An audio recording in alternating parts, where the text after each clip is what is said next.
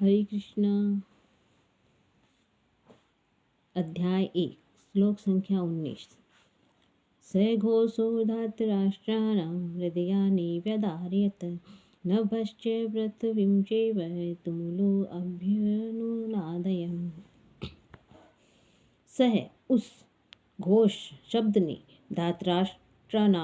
धृतराष्ट्र के पुत्रों के हृदय को व्यदायत विदीर्ण कर दिया। नभ आकाश च भी पृथ्वीतल को च भी एव निश्चय ही तुमुलः कोलाहलपूर्ण अभ्यनुनादयन प्रतिध्वनित करता शब्दायमान करता।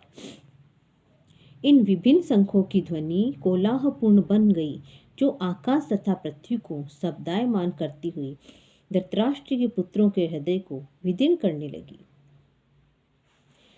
जब भीष्म तथा दुर्योधन के पक्ष के अन्य वीरों ने अपने अपने शंख बजाए तो पांडवों के हृदय विदीर्ण नहीं हुए। ऐसी घटनाओं का वर्णन नहीं मिलता, किंतु इस विशिष्ट श्लोक में कहा गया है कि पांडव पक्ष के शंखनाद से धृतराष्ट्र के पुत्रों के हृदय विदीर्ण हो गए। इसका कारण स्वयं पांडव और भगवान श्री कृष्ण में उनका विश्वास है। परमेश्वर की शरण ग्रहण करने वालों को किसी प्रकार का भय नहीं रह जाता, चाहे वह कितनी भी विपत्ति में क्यों न हो। श्लोक संख्या 20।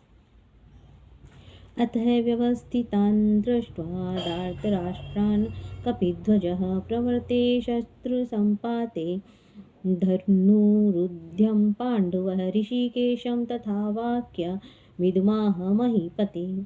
अथ तत्पश्चात व्यवस्थितान् स्थित दृष्टवा देखकर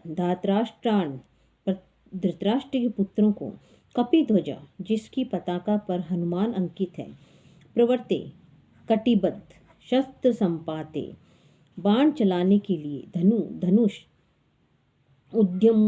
उद्यम्य ग्रहण करके उठाकर पांडुपुत्र अर्जुन ने ऋषिकेश भगवान कृष्ण से तथा उस समय वाक्यम वचन इदम ये आह कहे महीपते हे राजा। उस समय हनुमान से अंकित ध्वजा लगे रथ पर आसीन पांडुपुत्र अर्जुन अपना धनुष उठाकर तीर चलाने के लिए उद्यत हुआ। हे राजन, धृतराष्ट्र के पुत्रों को व्यूह में खड़ा देखकर अर्जुन ने श्री कृष्ण से ये वचन कहे। युद्ध प्रारंभ होने ही वाला था।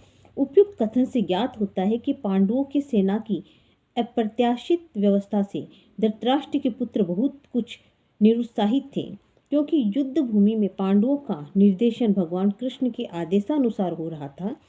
अर्जुन की ध्वजा पर हनुमान का चिन्ह भी विजय का सूचक है, क्योंकि हनुमान ने राम तथा रावण युद्ध में राम की सहायता की थी, जिससे राम विजयी हुए थे। इस समय अर्जुन की सहायता के लिए उनके रथ पर राम तथा हनुमान दोनों उपस्थित थे।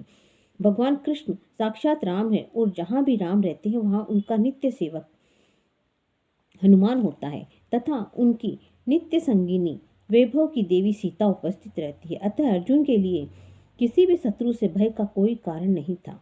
इससे भी अधिक इंद्रियों के स्वामी भगवान कृष्ण निर्देश देने के लिए साक्षात उपस्थित थे। इस प्रकार अर्जुन को युद्ध करने के लिए मामलों में सारा सत परामर्श प्राप्त था।